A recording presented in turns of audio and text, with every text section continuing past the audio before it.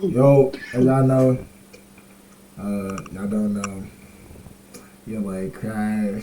I reacted to the origins of Absolute Batman. If y'all don't know who Absolute Batman is, then you better find out. Issue of Absolute Batman has finally hit comic shops, and as promised, we're going to break it all down, including the origin Break it down, my of nigga. Batman. We were actually able to read this issue a couple of weeks early, and we've been Shout out to Broski.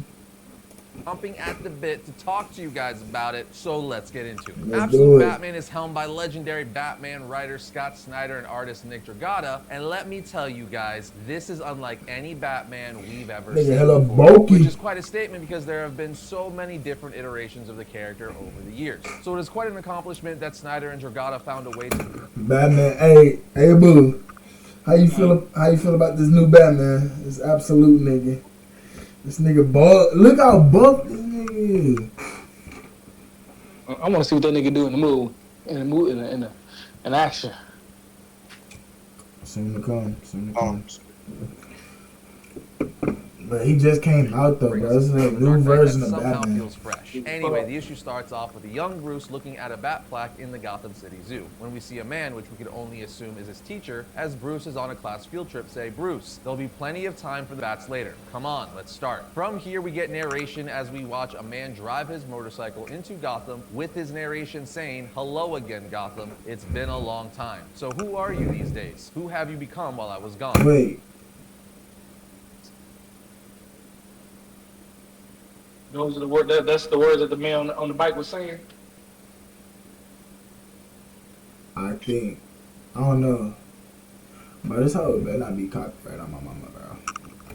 You're prettier, I'll give you that. Oh, Tall none and of it. brighter, but deep down, something's changed. You see this motorcyclist eventually stop and park in front of the Gotham Deli, and as he takes off his helmet, he says, "My name is Alfred Pennyworth, and I'm here to do some bad things." Yeah, this is a very different take on Batman's mythology. This is a grisly-looking Alfred who, like he said, is back in Gotham to do some bad things. He then makes his way inside evil the deli and Alfred. has a small chat with the Crazy. clerk at the front, who is an old friend Make of that Alfred, nigga and go to work. gives Alfred a stock of Alfred's favorite tea before we see Pennyworth use a retinal scan to unlock a secret room in the back full of weapons, computers, and even a bed, Alfred telling like us that, nigga. this is one of Alfred's hideouts What? when he's in Gotham. Alfred sits down at his desk and calls his daughter Julia, but she doesn't answer, so he leaves her a voicemail letting her know that he's back in Gotham and he would love to see her. After Alfred hangs up, he logs into his computer with a secure connection and gets to work as we realize Alfred is a bounty hunter. Nigga, Alfred got motion in this new little video. Of sorts. I mean, It's talking story. to some mystery person on the phone that tells him in the past 3 months, a gang known as the Party Animals has been sowing chaos, butchering citizens at random, raising the murder rate by 700% almost single-handedly. A daycare was torched yesterday. They danced outside while 32 burned. Alfred says, "I read the docket, but you pulled me out of Singapore. I was close to the target. I've been chasing him for 5. The person then interrupts saying, "You're needed here. Your assignment is strictly surveillance. Gather information on any of the party animals, but do not engage." Also, one note, there might be another player in town. We've only caught glimpses, but he seems to be circling the gang as well. If he gets too close, we have authorization to engage him, referring to Batman. Alfred says, "Lovely," hangs up, grabs his gun, and heads back out to hop on his bike, but realizes it's been stolen as he says, "Gotham, I hate this town." We are then taken to Croc's gym where we see someone should've punching known a not to punching leave bag your- before not to leave someone your else says, materials "I think it's outside, my though. turn." The man turns. He should have known better than that. It's Gotham City, and you left. You decided to leave your. You decided to leave your motorcycle outside. Around and says, And, "Okay, and it's funny because in Gotham it don't matter if it's daytime or nighttime. They gonna still.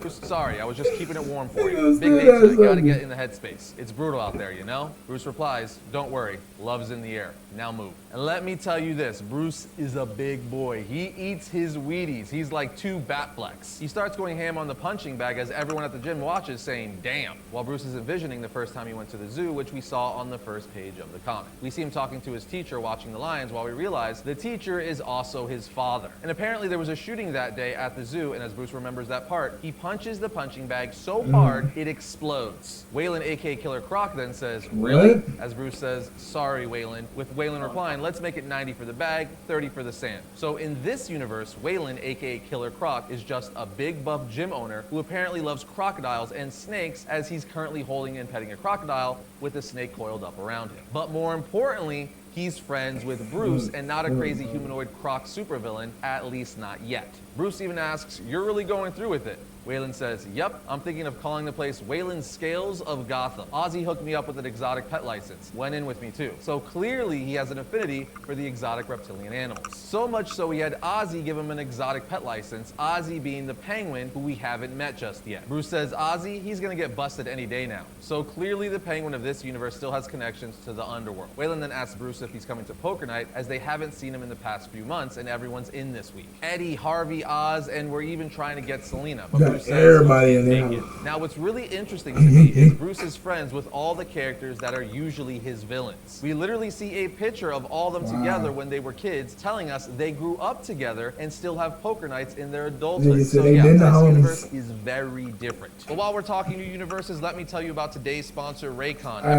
appreciate you.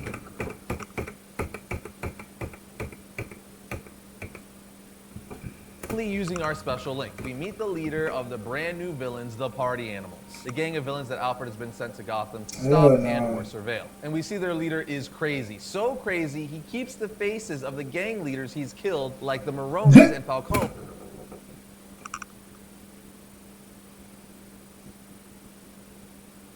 That shit don't stink. on display as museum pieces, and he uses them to intimidate the other Maronis and Falcones he's working with before killing them and taking their faces. We then of course see the reason Bruce couldn't make it to Poker Night with his friends is because it's time to gear up as Batman, as we see him put on his cowl with his cape fluttering in the wind. And as he's gearing up, we That's see some wallpaper. saying, the question is, who are these monsters, these party animals? Some say kids gone mad, as we learn the party animals had just hacked people apart with machetes. They then say tonight Mayor Jim Gordon is holding an emergency town hall to discuss what to do about the party animals. Mayor Jim Gordon. That's right, yet again, things are different. Jim Gordon is no longer a lieutenant or commissioner. He is now the mayor of Gotham, and he's addressing the city on how they should deal with these party animals. But the city's people don't care what Jim has to say. Oh boy. That boy got motion. Yo. The civilians of Gotham are pissed at the cops because so many people are still dying in the streets, as a man yells at the cops, "You can't do anything." It's at this point the party animals crash the party, with one of them pointing a gun at Jim saying, "Hi Jimmy, bye Jimmy." Bro, these He then unleashes fire on Gordon.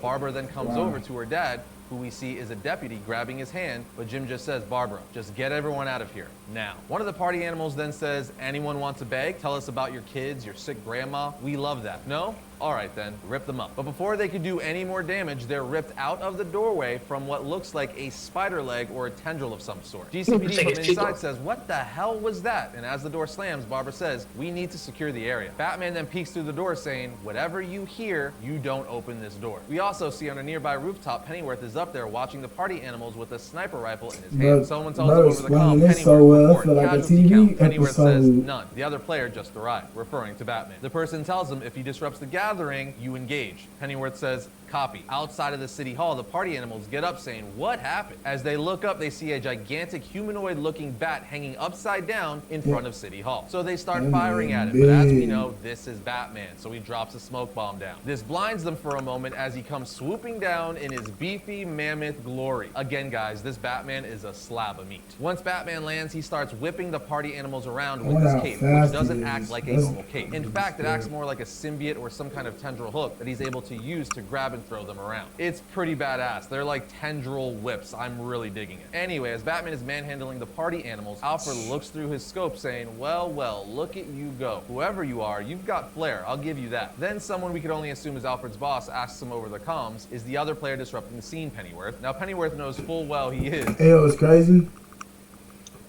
You know what's crazy, Abou? What? This Batman, this version of Batman is not even a billionaire, bro. He's a blue He not collar. even good.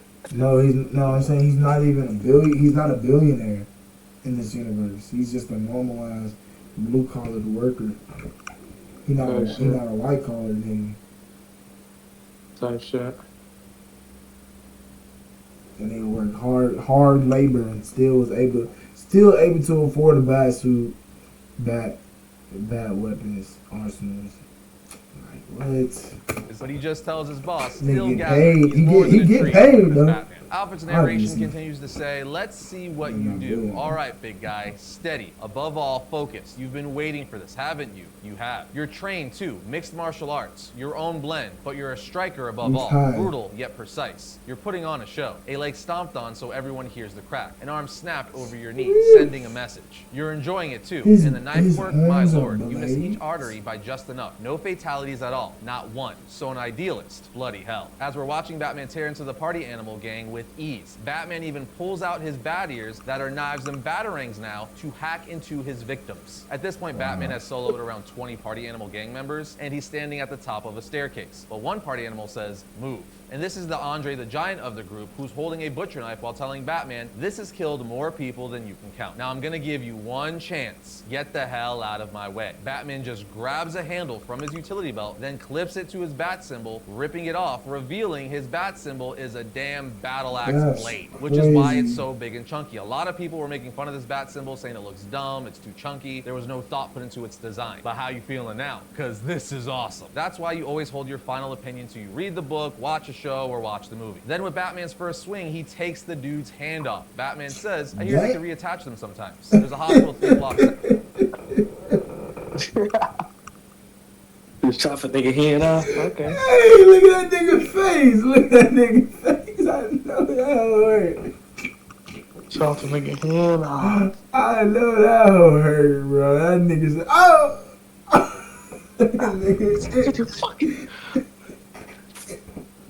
instantly regretted that. Hell nah, let a nigga chop my hand off the fight, nigga. Fucking suing his ass. His ass going to straight.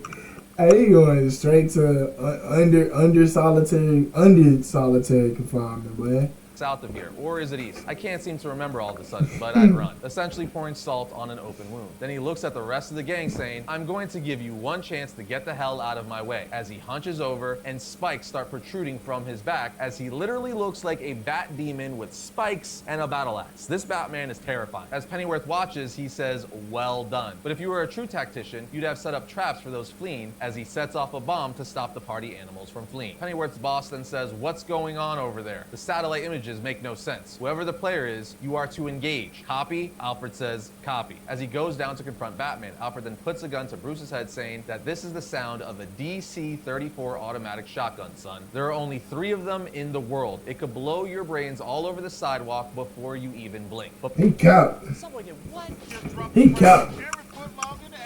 I don't believe nothing he's talking about. Stop researching with ChatGPT. Its information is not reliable. But before Alfred could even blink, Batman kicks him right in the chest, grabbing the gun from Alfred, saying, sounds dangerous, before he disappears. We are then taken to the next day where we learn that Bruce is a construction worker. That's right, the billionaire playboy is no longer a billionaire playboy. He is just a blue-collar 24-year-old from Gotham. As Alfred continues to narrate, saying, the next day everyone's talking about it. Who is the Batman? Who are you really? Bruce Wayne? You hide your tracks well, but it's easy when you're no one. Just some guy, 24 years old. Mom is a social worker. Dad is a teacher. You grew up in crime alley, friends in low places, a tight group. You're smart. He grew up in the bad guy area. And you score near genius level. Then in 5th grade, you win a student engineering competition, creating a mobile collapsible bridge that could be used to bring to locations hit by catastrophic damage from war and cataclysm. The design is origami-like, based on the anatomy of bat wings, telling us this is what he eventually turned into his cape, and why it seems to be alive and move the way it does. And the price is a trophy, a trip for your whole class to go to Gotham Zoo, where it starts. As we learned that day in the zoo, there was a shooting in which Bruce's dad was killed. As we see his dad save Bruce and the rest of the class, locking them in the bat enclosure. Narration from Alfred continues to say, after that you lose yourself for a while. As we see Bruce get arrested, lash out, rage at the world. But then you find yourself again. He was born in 20 20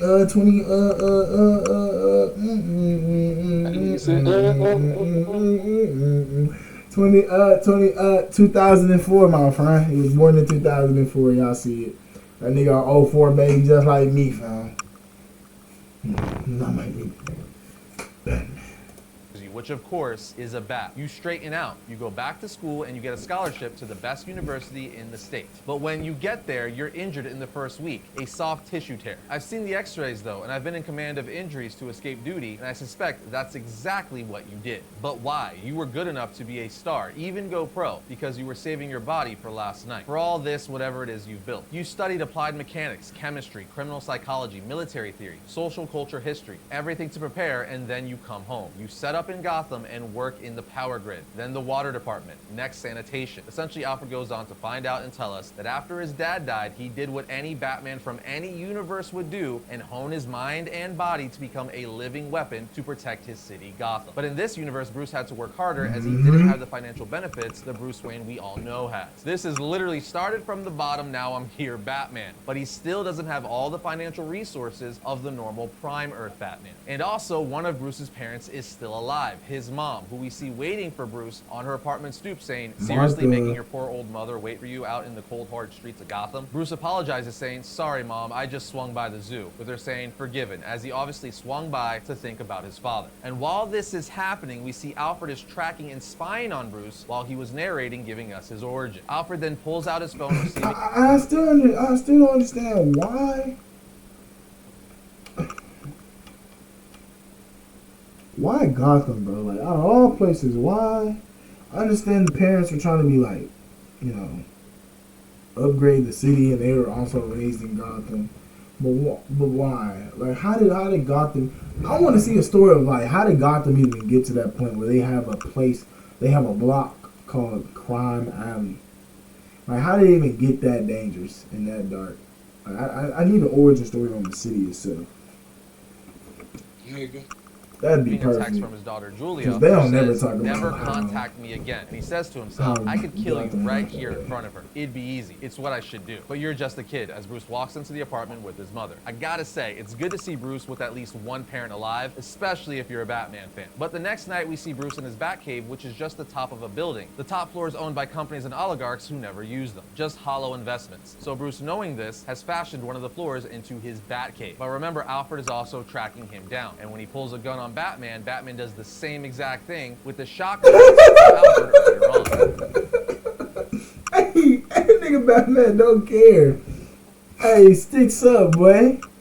But Alfred says, give me the gun, kid. Young nigga. You're not a killer. As Batman shoots Alfred with it right in the head Ooh, before getting on Alfred's motorcycle and driving it out the top of the building window. Captions from Alfred say, and then a few things happen very fast. First, I realized he modified my prize shotgun to be non-lethal. Ruined it. So he didn't really kill Alfred, although that would have been nuts. Alfred then thinks to himself, he ruined my gun, stole my motorcycle, and rode it out the top of a building window. Where the hell is he going to land? Alfred continues to think Gotham may not be that bad these days, clearly liking the challenge of the Batman. Then in the epilogue of the book, one of the things students love about culinary school online with Scopier is the toolkit.